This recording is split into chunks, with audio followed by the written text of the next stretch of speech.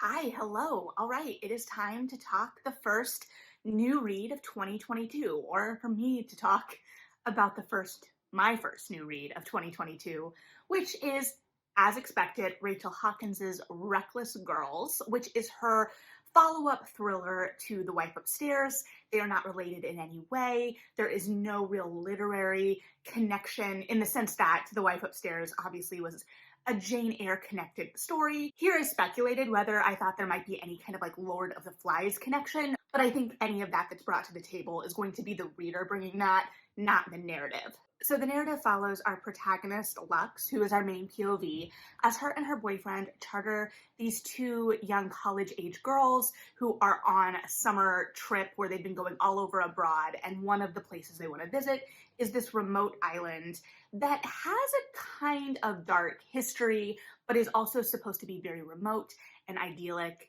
and there is a danger in that is presented in the narrative basically right away. So we get things from Lux's point of view, and then we do get these like little peeks into the history of the island separate from Lux's point of view.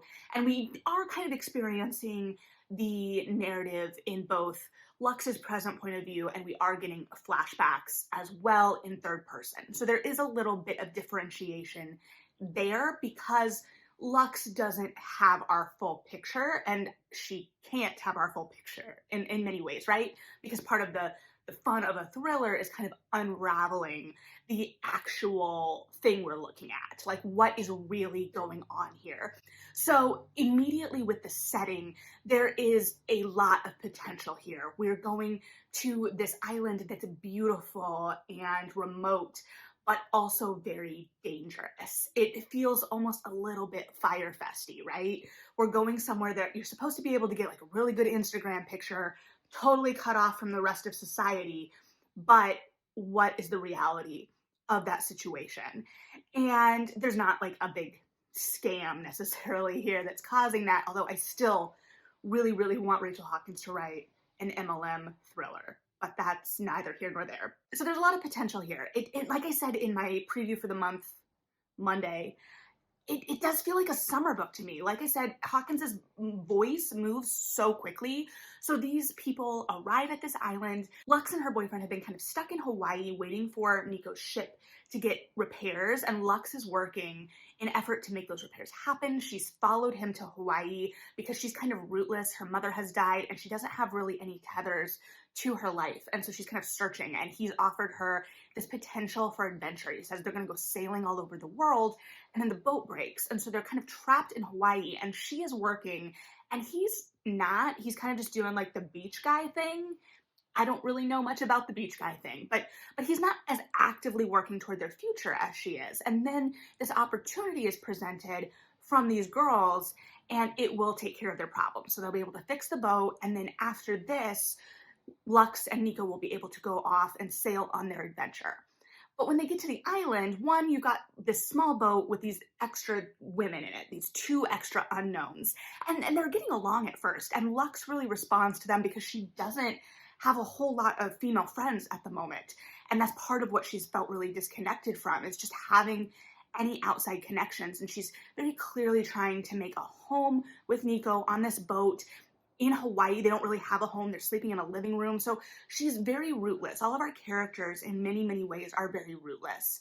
And there's also a very big difference in circumstance between Lux and Nico. So Lux is always kind of putting a good spin on things in many ways. And in a way, as a reader, I would be much angrier at Nico very early. And that is a whole other thing too. But she's able to spin the fact that he comes from wealth and hasn't reached out to his parents to ask for help with this boat, and isn't doing anything to help get the boat fixed while she's working in this hotel and all of this stuff. And she still stays with him and feels a real connection there. I did find it interesting because I had real trouble with Nico from the get of this book. And I don't think that there was any intention on Rachel Hawkins's part that I as a reader would like him. I don't think I was supposed to. And it was all about what or why Lux would stay with him. And I understood why. I understood that there was a familiarity there that even in that brief amount of time, had been established. He was something to cling on to. But I was immediately like, I do not trust this man. And then when we get to the island, we encounter another couple who is already there. So these two girls, Amma and Brittany, are expecting this island to be deserted and then they're going to have it to themselves. And they get there and there's another couple there. And as these two parties kind of mix and become involved with each other and get to know each other, form friendships, things develop. And then they're staying on this island for like 2 weeks, which is the perfect amount of time to kind of create a baseline of familiarity and then for that baseline to devolve into a little bit more chaos, especially because they are so remote. There is that mentality of being cut off from everything. They're drinking all day. They are kind of just going with the flow. And there are all these rumors of death and potentially cannibalism on the island in the history. So that kind of lingers, but I really wanted that to loom a little larger than it did. So all of the danger was prepared and the stakes were all there on the periphery, and I was expecting them to creep in a much more present way than I think they did. So as the party starts to break down a little bit in terms of its relationships with each other, we do start to find out more in the flashbacks that help kind of illuminate, and we can, as a reader, start to see what sides the danger may be coming from. We're able to start to piece things together. In the midst of all of this, everything is going along pretty well until another unknown individual shows up and kind of upsets the balance that they had created. And he was meant to feel very dangerous. Lux felt a lot of danger from him, and he kind of upset her view of what was going on this island and the party itself and what she was capable of. But it didn't feel dangerous enough in that moment to me. Like, I understood the uncomfort of that man and I did not like him, but there was this sense that was like the most dangerous it felt. It just didn't get to that full climax that I was expecting. Obviously there was a climax and there was a build and danger and reveals, but I think I was just expecting it to go a little further, especially because we were dealing with, they were partying and they were drinking and whatnot. So there is kind of this sense of inhibitions going away a little bit with that. So our breakdown of societal norms in terms of being away from society and just what people are willing to do when they're kind of off the grid and there's this danger lurking and a little bit of the madness that may happen with being cut off in that way in this place that has this kind of history. And then add on top of that, like an altered state and everything feeling a little fuzzy, right? Like I remember when I talked about the book Catherine House, how everything in the narrative felt a little fuzzy as our character was kind of going through these lazy afternoons and we knew she was drinking. And here, I think that there was an opportunity, especially because we were seeing things from Lux's point of view, to feel a little bit more confused about what was happening as a reader, for everything to feel a little bit more sinister, that tinge of danger could have permeated a little bit more to kind of upset our balance. And there were attempts to do that, right? Like we'd get these senses, a little bit of danger, and then we'd snap out of it in a way that our protagonist was made to feel like, oh, I'm just imagining things. I'm just being ridiculous. Look at these people that I'm really enjoying and they're my friends now and I'm having a good time. And I think that that's the right instinct and the right way for that narrative to go, that kind of like, this is all in my head, I'm imagining this. Of course, there's no one in the forest of this island, but that never really reached the full crux of the danger, especially because the flashbacks showed their hand a little bit for us as readers at a certain point, and I absolutely believe those were the conclusions. We were supposed to get there as a reader, right? There was no reason for those flashbacks to be included in that way if as a reader we weren't supposed to get to the conclusions. So the flashbacks gave us as readers a clue into what was going on just like a hair's breadth before the contemporary timeline caught up. So I don't know. I think that I was expecting a little bit bigger reveal potentially because of the reveal in The Wife Upstairs I thought was really good. I will say I'm noticing a kind of through line so far in her thrillers. Granted, there's only 2, but I'm like trying to kind of clock the patterns so far in the work.